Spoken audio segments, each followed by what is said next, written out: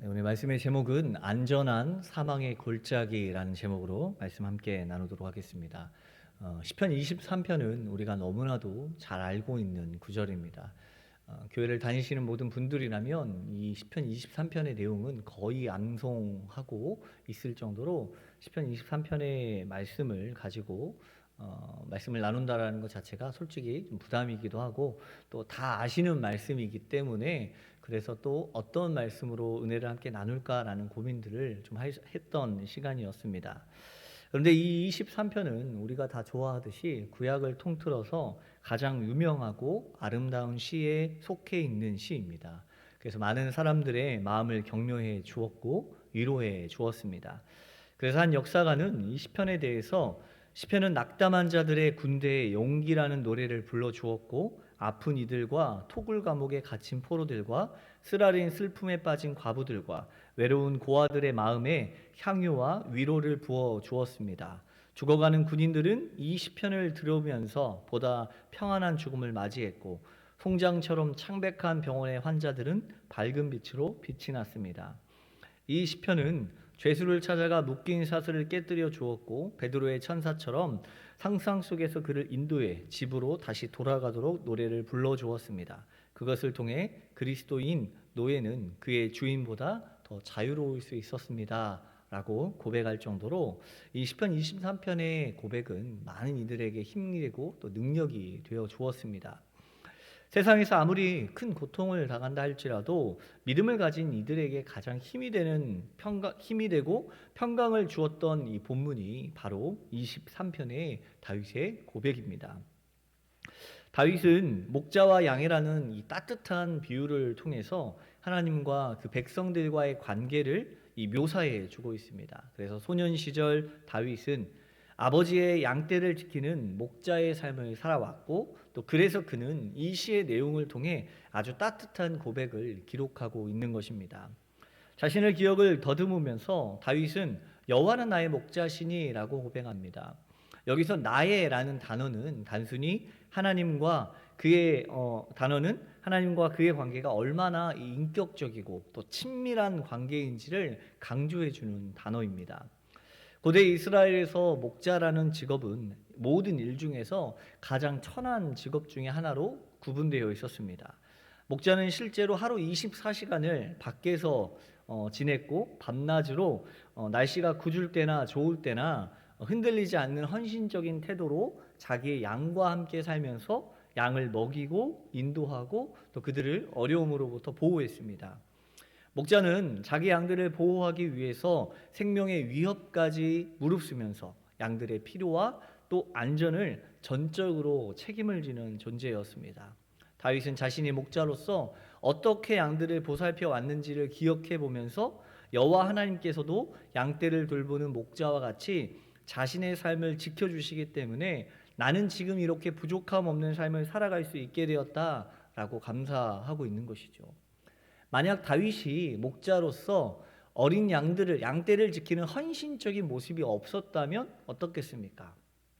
여호와는 나의 목자시니 라고 고백할 수 없었을 거예요. 내가 목자로서 어린 양떼를 정말로 내 생명을 다해서 돌보지 못했기 때문에 그가 하나님을 여호와는 나의 목자시니라고 고백하지 못했겠죠. 목자는 다 자기의 이익만을 위해서 사는 존재라고 여기고 있기 때문에 절대 그런 고백이 나올 수 없는 것입니다. 이것은 인간관계에도 마찬가지인 것 같아요. 내가 어떤 사람에 대해서 어떤 직군에 대해서 그것에 대한 편협한 생각을 가지게 되면 우리 안에 그것들이 나도 모르는 사이에 그렇게 딱 자리 잡아 있게 되죠. 공무원이라는 직업을 가지신 분들에 대해서 생각을 이미지를 떠올려 보면 어떻습니까? 여러분 긍정적인 생각들이 드십니까? 그렇죠. 네. 그런데 실제로 우리 교회 공무원이신 분들도 있고 또 공공기관에서 일을 하고 계신 분들이 계십니다. 그런데 너무나 열심히 맡은 자리에서 역할들을 잘 감당해 주십니다. 그런데 공무원 하면 우리는 게으른 사람이라는 이미지가 딱 박혀 있는 거죠. 일 처리할 때마다 느려 터졌어. 이런 생각들을 하면서 공무원하고는 일을 하면 안 돼. 뭐 이런 치를 떠는 이야기를 할 정도까지 모든 사람들의 생각에는 공무원은 그런 사람, 그리고 요즘 같은 경우는 정치인이나 검사 이러면 어떻습니까? 좋은 이미지가 없습니다. 다 뒷돈 받아먹고 나쁜 짓을 아주 그냥 앞장서서 하는 사람 이렇게 나와 있죠. 또 목회자에 대한 이미지 역시 어떻습니까? 우리가 경험해봤던 목사들과 우리가 보았던 목사들의 모습을 보면서 모든 목사들은 다 똑같다라고 생각해 버리는 거죠. 그런 반면 우리 목회자들도 마찬가지인 것 같아요. 옆에서 들었던 사람들의 이야기를 듣고 장로들은 다 똑같아, 성도들은 다 똑같아, 편협한 생각들을 가지고 있을 수밖에 없는 것이죠. 오늘 시편 23편의 다윗의 고백은 그가 목자로서의 삶을 온전히 살았기 때문에 하나님에 대해서 여호와는 나의 목자시니라고 고백할 수 있었던 거예요.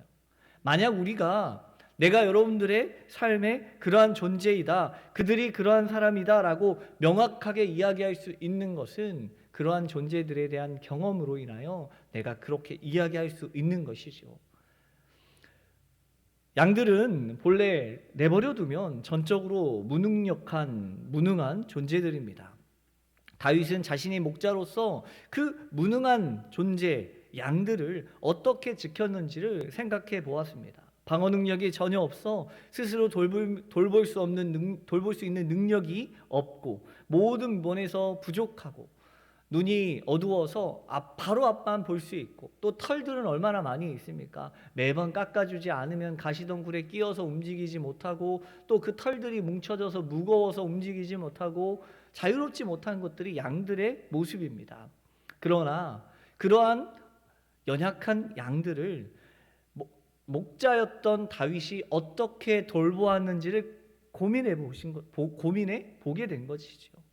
내가 목자일 때 아버지의 양들을 내가 어떻게 돌보았는지, 내가 그들의 필요를 어떻게 도와주었는지, 어떻게 채워주었는지 그것을 고민했습니다. 그리고 나서 그의 고백이 내가 양들을 이렇게 돌봤듯이 하나님은 오늘 나를 이렇게 돌봐주시고 계시구나라고 고백할 수 있었던 거예요. 그래서 다윗의 양떼가 부족함이 없었듯이 내가 하나님의 양떼로 있다면 오늘 나에게 부족함이 없겠구나라고 고백할 수 있었습니다. 목자 되신 하나님은 양된 우리를 푸른 초장에 누이시고 쉴만한 물가로 인도해 주십니다. 양은 겁이 많은 짐승이기 때문에 쉽게 두려움에 빠지고 겁에 질리면 눕지도 못하고 경계하느라 쉬지도 못한다고 합니다. 그런 양들에게 오직 목자만이 그들을 푸른 목초지나 풀이 많은 목장에서 누울 수 있도록 고요한 확신을 줄 수 있는 것이죠. 또한 쉴만한 물가로 인도해서 모든 양떼들이 어려움 없이 물을 마시고 쉴 수 있도록 인도해 줍니다. 이와 같은 목자의 인도가 있기 때문에 양들은 자신의 삶을 소생시킬 수 있는 것이죠. 아무리 지쳐 있어도 이 목자가 옆에 있다면 양들은 그곳이 어디든지 이 목자를 신뢰함으로써 쉼을 얻고 회복을 경험할 수 있기 때문입니다. 이 소생시키다라는 말씀은 단순히 육체의 회복만을 이야기하는 것이 아닙니다. 내면의 회복이 바로 여기에 포함되어 있습니다. 히브리 방언에서 소생시키다라는 표현은 회개에 이르게 하다 혹은 회심하게 하다라는 뜻을 가지고 있습니다. 즉 육신의 피곤에 지친 어린 양들뿐만 아니라 하나님의 품을 떠난 이들이 주님 앞으로 돌아오게 되는 것을 말하기도 합니다. 수없이 많은 양들이 있고 목자는 그 양들을 지키기 위해서 끊임없이 노력합니다. 하지만 목자의 노력과 다르게 양들은 하루가 멀다 하고 자신들 눈앞에 보이는 먹이를 따라갈 수밖에 없습니다. 왜 그렇습니까? 멀리 보지 못하는 존재가 바로 양들이기 때문이죠. 목자의 소리를 듣고 목자의 인도를 따라야 하는데 지금 내 눈앞에 있는 것에만 열중한 채 어디로 가고 있는지를 망각하고 살아갑니다. 그리고 길을 잃어버린 양은 어떻습니까? 지쳐 그 자리에 쓰러지거나 야생동물의 먹이가 되어질 뿐입니다. 여러분, 양의 생명에 있어서 가장 중요한 것은 지금 그 양떼가 어디에 있느냐가 중요하지 않습니다. 이것보다 지금 내가 사망의 음침한 골짜기에 있더라도 평안한 목초지에 있더라도 또 험난한 협곡에 있더라도 내가 처한 상황이 중요한 것이 아니라 지금 그 양이 누구와 함께 있느냐, 이것이 가장 중요합니다. 그렇기 때문에 항상 양떼를 의의 길로 인도하시는 목자의 말에 귀를 기울여야 합니다. 양들은 방황하기 쉽기 때문에 쉽게 잘못된 길로 들어설 수밖에 없어요. 양들이 깊은 바위 틈에 빠지거나 험한 절벽으로 떨어지지 않고 들판으로 이동하기 위해서는 끊임없이 목자의 소리를 듣고 목자가 울리는 방울 소리를 듣고 의의 길로 인도하려고 힘쓰시는 그 목자의 삶을 따라가야 하는 것입니다. 목자가 올바른 길로 안내해야만 우리는 바른 길로 걸어갈 수 있습니다. 그러다가 혹 양들이 사망한 음침한 골짜기에 빠질 수도 있습니다. 고난 가운데 처할 수도 있고 어려움을 마주할 수도 있는 것이죠. 하지만 아무리 음침한 골짜기에 빠진다 할지라도 양들은 어떻습니까? 걱정할 필요가 없습니다.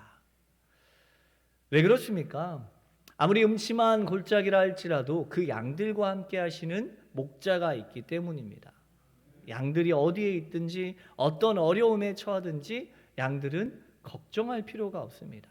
그때마다 목자가 찾아와서 보호해주고 지켜주기 때문이지요.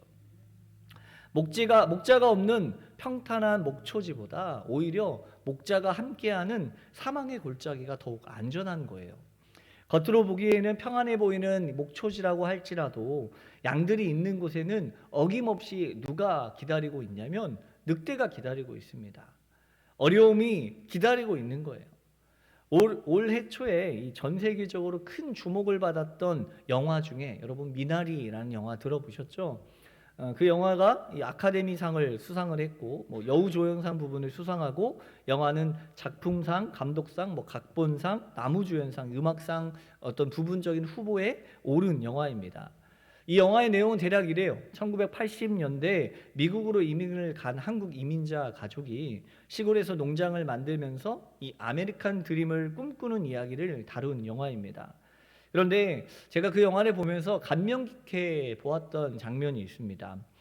영화 가운데 윤여정이 외손주와 함께 미나리를 심은 개울가로 가서 이야기를 나누고 있었던 이야기예요. 그런데 손주가 물가에서 장난을 치다가 뱀 한 마리가 그 눈앞에 보이는 거예요. 그러니까 아이들은 뱀을 보면 어떻게 합니까? 돌을 던지거나 나무로 쳐내고 그 뱀을 그 옆에서 빨리 몰아내려고 하는 거죠. 그러니까 이 아이도 뱀을 보고 겁에 질려서 나무로 치고 돌을 던지는 거예요. 그랬더니 할머니가 손주를 타이르며 이야기합니다. 그냥 둬, 데이빗, 그냥 둬. 그러면 뱀이 숨어버려. 데이빗아, 보이는 게 안 보이는 것보다 더 나은 거야. 숨어 있는 것이 더 위험하고 무서운 거란다 라고 이야기를 해주는 장면이었습니다.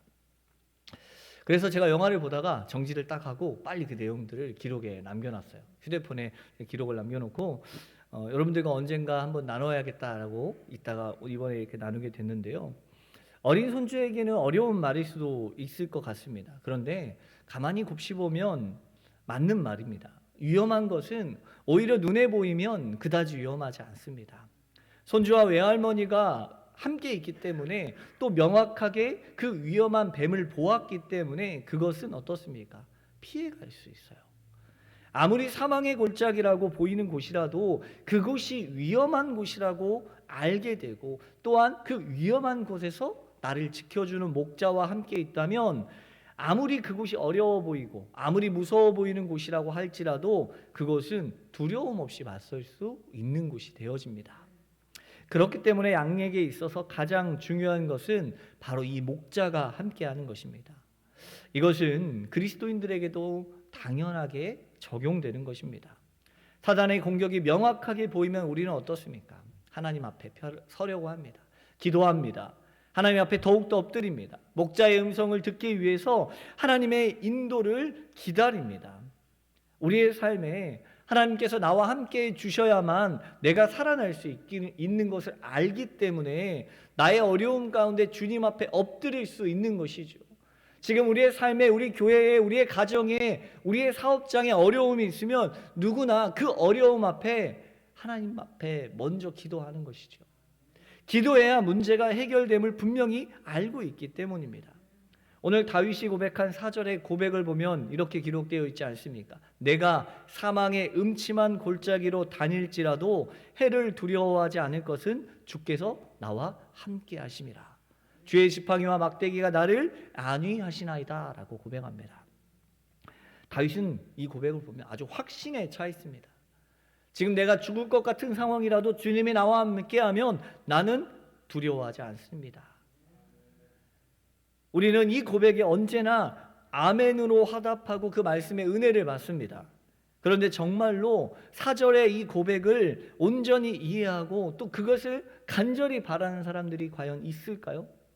여호와는 나의 목자시니 나를 붙잡아 주시고 인도하여 주시는 것은 너무 좋습니다. 하지만 만약 하나님께서 눈에 보이는 험난한 곳, 아주 위험한 곳, 어려운 곳으로 내 삶을 인도해 가실 때 여러분 그것을 어떻게 생각하시겠습니까? 속으로 그러겠죠. 쉬운 길이 있는데 굳이 어려운 길로 인도하시네. 아마도 그 길을 좋아할 사람은 아무도 없을 것입니다. 아니 왜 이 길로 가야 하냐고 이야기합니다. 눈앞에 어려움이 뻔히 보이는데 왜 그 길로 갑니까? 원망하고 불평할 것입니다. 그러나 다윗의 고백은 분명하게 이어집니다.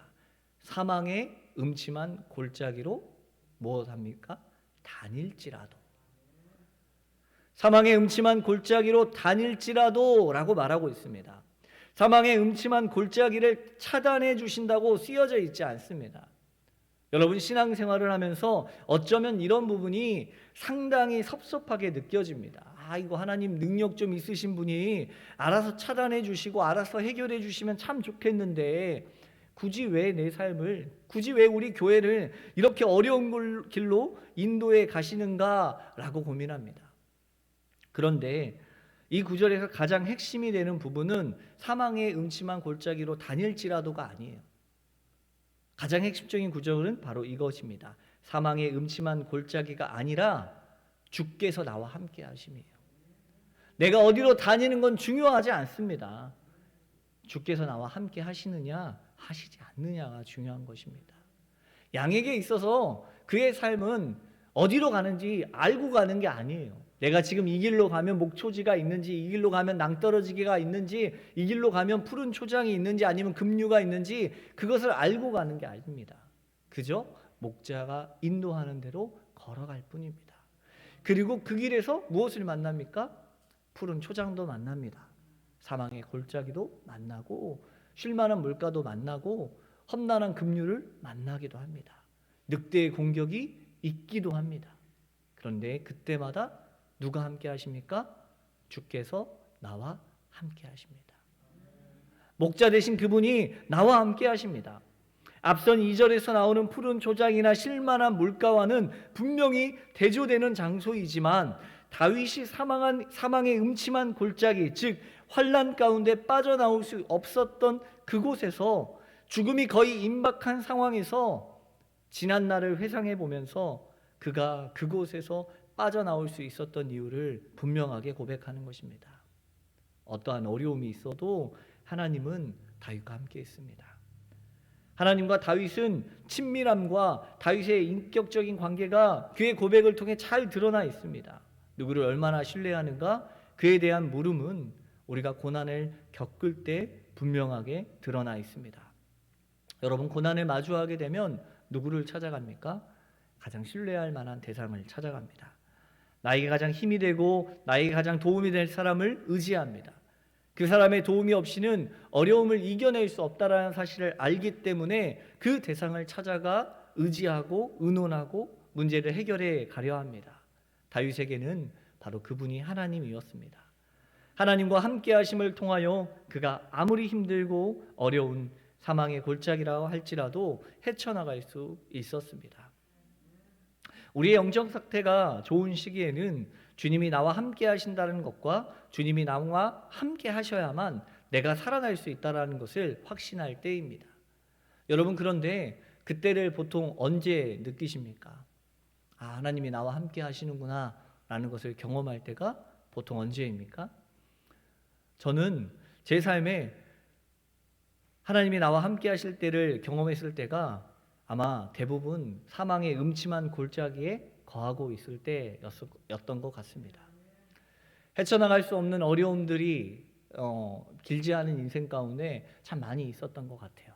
그런데 사망의 음침한 골짜기였다 할지라도 하나님을 의지하고 견디고 기다리고 인내하니 하나님께서는 푸른 초장으로 언젠가 우리의 삶을 다시금 인도해 주시고 있음을 경험할 수 있었습니다.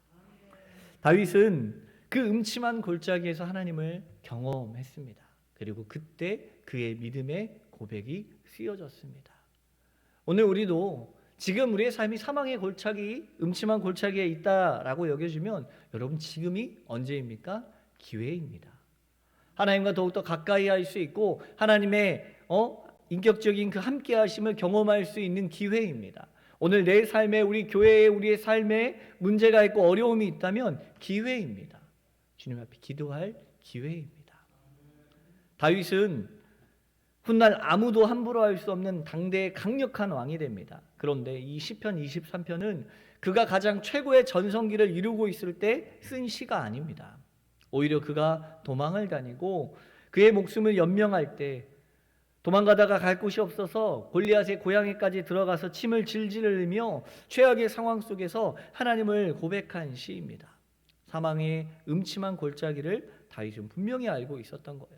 그 골짜기의 깊이와 어두움과 절망함을 그는 누구보다 잘 알고 있었습니다. 그렇기 때문에 더욱더 확신을 가지고 고백할 수 있었던 것이죠. 다윗은 광야의 그 어려움 속에서도 사울을 자신의 손으로 해결하지 않았습니다. 자신의 목숨이 위태로울 때 자신의 손으로 사울을 2번이나 해결할 수도 있었지만 하나님의 사람은 하나님이 해결하신다며 사울에게 손을 대지 않았습니다. 그런데 그런 다윗이 언제 죄를 범합니까? 하나님의 마음에 합한 자였던 그가 가장 영광스러운 상황 속에서 죄를 범합니다. 바로 왕이 되었을 때입니다. 왕이 되어 평탄한 시간을 맞이하고 자신이 전쟁터에 나가지 않아도 모든 전쟁에서 승리하고 그렇게 평탄한 삶이 이어질 때, 낮 시간에 한숨 잘 수 있는 여유도 갖게 되었을 때 왕궁 옥상을 슬슬 거닐다가 한 여인이 목욕하는 모습을 보고 넘어져서 죄악의 무릎을 꿇고 맙니다. 여러분 상식적으로 한번 생각해 보십시오. 왕궁 옥상에서 민가의 그 여인이 얼마나 잘 보였겠습니까? 지금같이 망원경이 있는 것도 아니고 디지털 카메라에 줌을 딱 당겨가지고 볼 수 있는 것도 아니고 그저 왕궁과 그나마도 좀 가까운 곳이었겠지만 왕궁 옥상에서 거닐다가 그 여인의 목욕하는 장면을 보았다 할지라도 그것이 얼마나 매혹적이게 보였겠습니까? 그런데 잠시 보이는 그 실루엣에 다윗은 넘어가고 말았던 거예요. 여인의 실루엣 정도만 보고도 그는 그 모습을 보고 정욕의 마음을 빼앗겨 죄악을 저지르고 말았던 것입니다.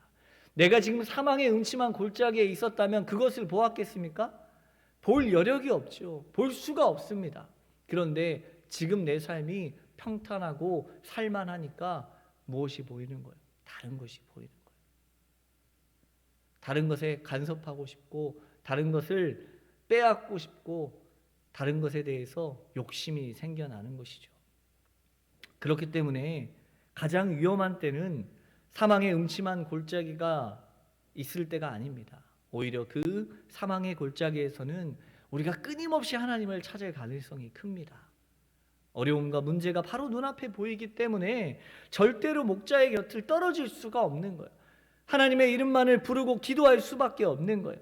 그렇기 때문에 그리스도인들은 문제 앞에 더욱더 기도하게 되고 기도함으로써 하나님의 은혜를 누릴 수 있게 되는 것입니다. 하지만 양이 목자와 멀어질 때 늑대는 그때를 노리고 기다리고 있습니다. 목자 곁에 있는 양이 가장 안전한 양입니다. 지금 우리가 고통 속에 있다면 오히려 우리는 더욱 안전한 시기입니다. 여러분 우리 공동체 가운데 문제가 생겼습니까? 그렇다면 더욱더 하나님을 의지할 때이고 그 무엇보다 주님의 은혜가 우리에게 임할 시기입니다. 아무에게도 말 못할 그런 아픔 속에 있다 할지라도 근심하고 염려할 필요가 없습니다. 그렇다면 오히려 지금이 괜찮은 시기입니다. 아픔이 있다면 괜찮은 시기예요.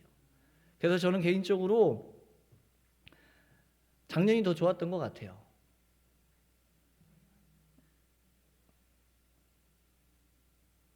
작년에 우리 교회는 기도하고 있었어요.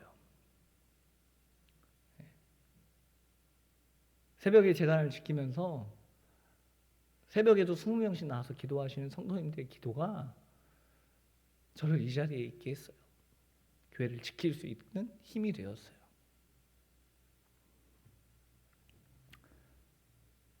어려움을 알기 때문에 기도했잖아요. 어려움을 알기 때문에.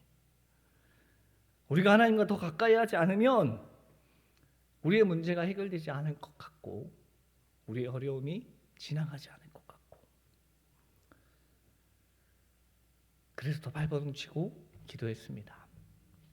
제가 이번 달과 지난달, 이번 달 제일 많이 듣는 소리가 뭔지 아십니까? 목사님 어디 가시면 안 돼요예요. 제 3년째거든요. 담임 목사님 새로 오셨고 제가 어디 갈 것 같은가 봐요. 제가 어디 가면 좀 어때요? 목자 대신 하나님이 함께 하시잖아요. 하나님 앞에 기도해야지. 우리가 사망의 골짜기에 거하고 있다면 목자를 찾아가면 됩니다.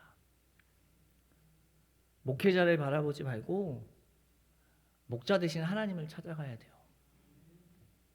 목회자는 목자가 아니에요. 목회자는 목자의 명령을 듣는 양치기 개와 같은 존재이고 목자가 흔드는 방울 소리를 듣고 제일 먼저 앞장서 가는 양들의 대장과 같은 존재예요. 우리가 할 수 있는 건 아무것도 없어요. 목자 대신 주님을 바라봐야 합니다. 사망의 골짜기에 있으면서 목자를 찾아가지 않고 목자의 음성에 귀 기울이지 않고 우리 앞에 있는 똑같은 양들의 지도자를 찾아와서 무엇을 이야기한다 한들 변하지 않는다고 원망하고 불평하고 시기하고 저주하고 우리 안에 있는 아픔들이 더욱더 커져가는 그 어려움들을 왜 우리가 감내해야 하는 것일까요? 목자 대신 주님을 찾아가면 되는데 우리가 가장 위험할 때는 내가 왕이 되었을 때입니다. 목자 대신 주님이 아니라 내가 왕이 되었을 때입니다. 여호와 하나님이 목자가 아니고 내가 왕이고 내가 목자이고 내가 주인 되었을 때 나의 삶이 가장 위험한 때입니다. 나의 삶이 평탄할 때 조심해야 합니다. 내가 지금 하고 있는 일들이 잘 될 때 조심해야 합니다. 또 무언가 변화가 있고 우리의 삶에 희망이 보이기 시작할 때 삶의 새로운 기대가 보일 때 오히려 그때가 더 위험한 때입니다. 가장 교만해지기 쉬울 때이고 그때가 하나님이 아닌 나 자신을 의지하기 시작하고 내가 내 삶의 주인이 되는 시기입니다. 위험이 없어지니까 어떻습니까? 내가 잘나지고 내가 능력이 있어지고 내가 힘이 있어서 그런 줄로 생각하고 살아갑니다. 그런데 실상은 목자 되신 주님께서 내 삶의 주변에서 나의 삶을 철저히 지켜주시고 있기 때문에 우리 안에 문제가 없는 것인데 그것을 바라보지 못하는 것이죠. 내가 왕이 되어서 내 삶을 지배하고 내 뜻대로 내 마음대로 내 생각대로 결정하기 시작할 때 내 삶은 조금씩 목자와 멀어지는 삶을 살아가게 되는 것입니다. 평안이 지속되면 경계가 느슨해집니다. 내 곁에 위험이 없는 것처럼 여겨집니다. 아무리 늑대가 옆에 있어도 항상 늑대가 공격해 오지 않고 어느 정도의 거리를 딱 유지하고 있으니까 양들은 그 늑대를 어떻게 생각합니까? 그냥 풍경처럼 생각하는 거예요. 어려움이라고 생각하지 않는 거예요.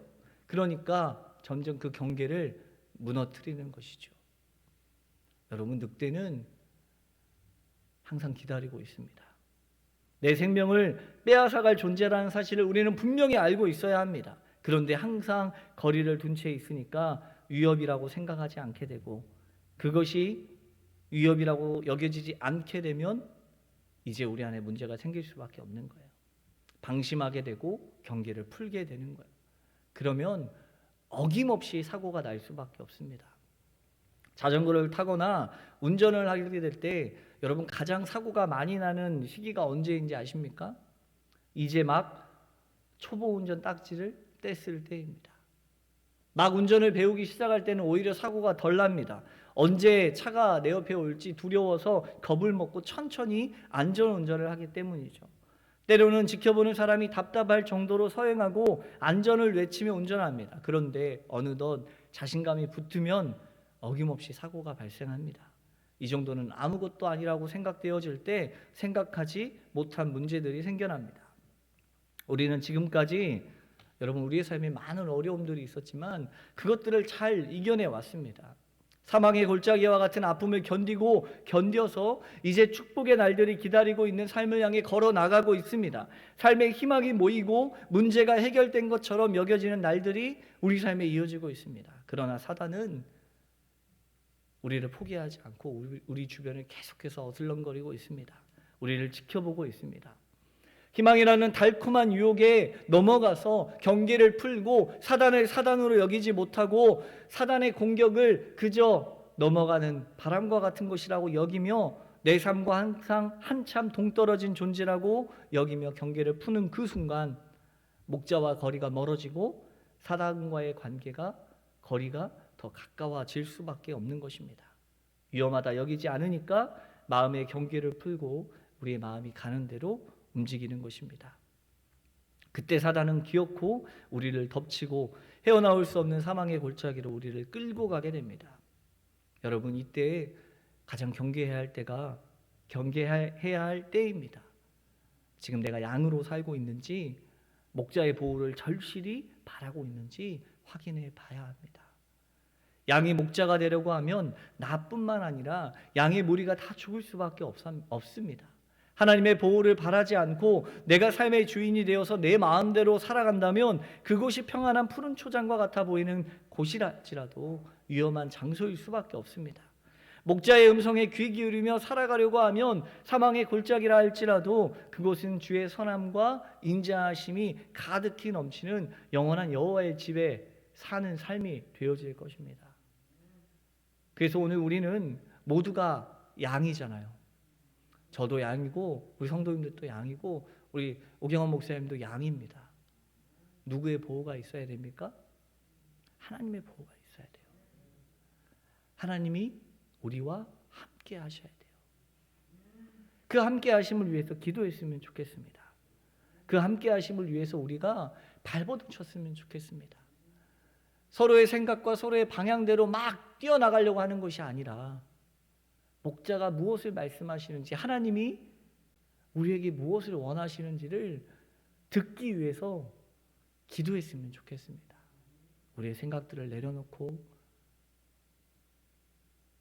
우리의 마음들을 좀 내려놓고 목자가 무엇을 원하는지 주님께서 무엇을 원하는지 그 음성에 귀를 기울였으면 좋겠습니다. 로마서 8장 35절에 39절까지의 바울의 고백을 보면 이렇습니다. 누가 우리를 그리스도의 사랑에서 끊으리요 환난이나 곤고나 박해나 기근이나 적신이나 위험이나 칼이랴 기록된 바 우리가 종일 주를 위하여 죽임을 당하게 되며 도살당할 양같이 여김을 받았나이다 함과 같으니라. 그러나 이 모든 일에 우리를 사랑하시는 이로 말미암아 우리가 넉넉히 이기느니라.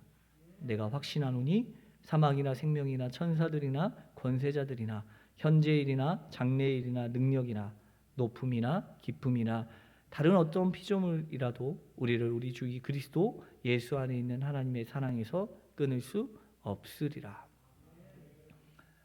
주님이 오늘 우리를 이렇게 지키신다고 말씀하십니다. 다윗의 고백과 바울의 고백과 같이 오늘 우리가 이 확신을 가짐으로 우리의 목자 되신 주님이 인도하시는 길을 따라가길 원합니다. 사람의 소리에 귀 기울이는 것이 아니라 어떠한 상황에서도 목자 되신 주님의 말씀에만 귀를 기울이고 목자 되신 주님께만 우리의 마음을 토로하고 목자 되신 주님께만 울며 구하는 우리의 삶이 있기를 간절히 소망합니다. 기도하겠습니다. 하나님 감사합니다. 우리가 사망의 골짜기에 있다 할지라도 주님이 나와 함께 하시면 그곳이 가장 안전한 곳임을 기억하게 하여 주시옵소서. 우리가 나아가야 될 방향이 어디입니까? 우리가 무엇을 해야 합니까? 우리가 어떤 음성에 귀를 기울여야 합니까? 주님이 아니면 우리는 아무것도 할 수 없습니다. 주님이 아니면 한 걸음도 나아갈 수 없습니다. 주님이 아니면 하나가 될 수 없습니다. 사람의 생각과 방법이 아닌 하나님의 방법이 무엇인지를 다시 한번 물으며 주의 뜻이 우리의 삶에 풍암 전원교회 위에 이루어질 수 있도록 주님 함께하여 주시옵소서. 감사드립니다. 예수님의 이름으로 기도합니다. 아멘.